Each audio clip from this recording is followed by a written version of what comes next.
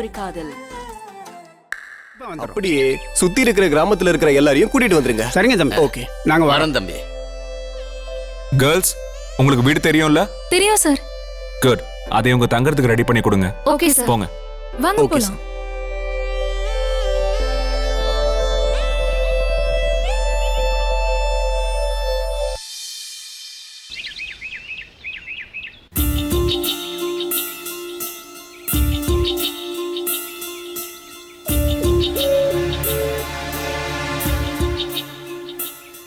வணக்கம் அங்கிள். வணக்கண்ணே.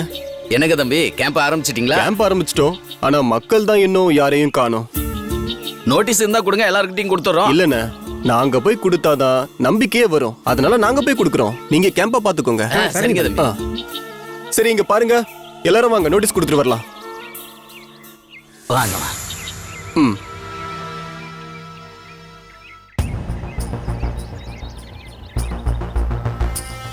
So guys, இந்த பேம்ப்லெட்டை ஊர் ஃபுல்லா எல்லாருக்கும் டிஸ்ட்ரிபியூட் பண்ணுங்க. ஓகே, நீங்க 3 பேரும் அந்த பக்கம் போய் கவர் பண்ணுங்க. நம்ம இந்த பக்கம் போலாம் வாங்க.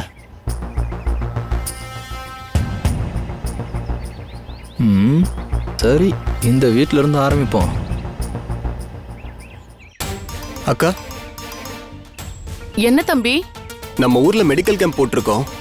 அதனால எல்லாருக்கும் இலவசமா செக்அப் பண்ணி தகுந்த மருத்துவ ஆலோசனை கொடுக்குறோம். நீங்களும் தவறாம வந்து கலந்துக்கணும். இந்தாங்க. தம்பி, எங்களுக்கு உடம்பு நல்லா தான் இருக்கு. நாங்க செக்கப்க்கு வந்தா ரத்தத்தை எடுத்து பார்த்துட்டு சக்கரை இருக்கு, உப்பு இருக்குன்னு சொல்லி ஏதாவது பயமுறுத்திடுவீங்க. காலத்துக்கும் ஹாஸ்பிட்டலுக்கே அலைய விட்டுருவீங்களே. பேசாம வேலையை பார்த்துட்டு போவீங்களா? இந்தாங்க உங்க நோட்டீஸை பிடிங்க. கேம்ப் நடத்துறாங்களாம். கேம்ப் அவ்வளவு சீக்கிரத்துல எங்களை ஏமாத்த முடியாது.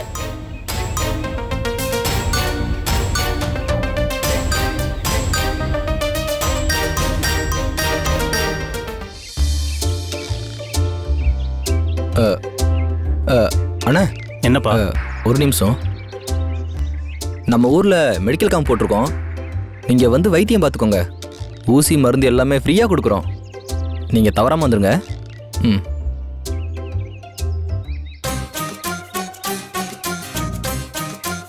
தம்பி, என்னை பார்த்தா உனக்கு நோயாளி கணக்காவா தெரியுது? இது சாதாரண பாடி இல்ல, சும்மா ஸ்டீல் பாடி. எனக்கு நோயும் வராது, நொடியும் வராது. 4 பொண்டாட்டி கட்டி 12 குழந்தை பெத்து பராமரிச்சுக்கிட்டு இருக்கேன் நான். புரியுதா? எம்மாடி, சும்மா சொல்லக்கூடாதுங்க. பெரிய சாதனை பண்ணிருக்கீங்க. 4 குடும்பத்தை வச்சு மெயின்டைன் பண்றதுனா சும்மாவா? ஆனா ஒண்ணுங்க, உங்க 4 குடும்பமும் கேம்புக்கு வந்தீங்கன்னா கேம்பே நிறைஞ்சிரும். கொஞ்சம் உங்க 4 குடும்பத்தையும் எப்படியாச்சும் கூட்டிட்டு வந்துறீங்களா ப்ளீஸ்? அட என்னப்பா, நான் இவ்வளவு தூரம் சொல்லிக்கிட்டு இருக்கேன்.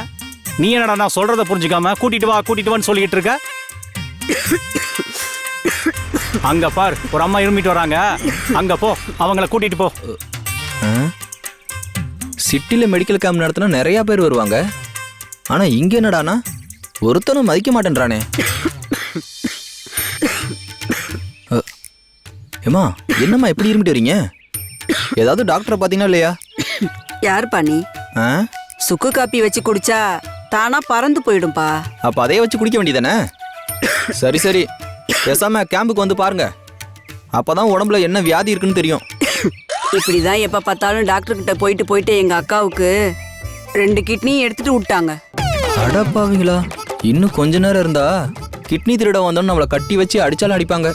எப்பா, இனிமே தனியா வரவே கூடாது. தம்பி, இவ்வளவு அக்கறையா விசாரிக்கிறியே, நீ யாருப்பா? ஐயோ அம்மா, நான் டாக்டர்ல இல்லைங்க.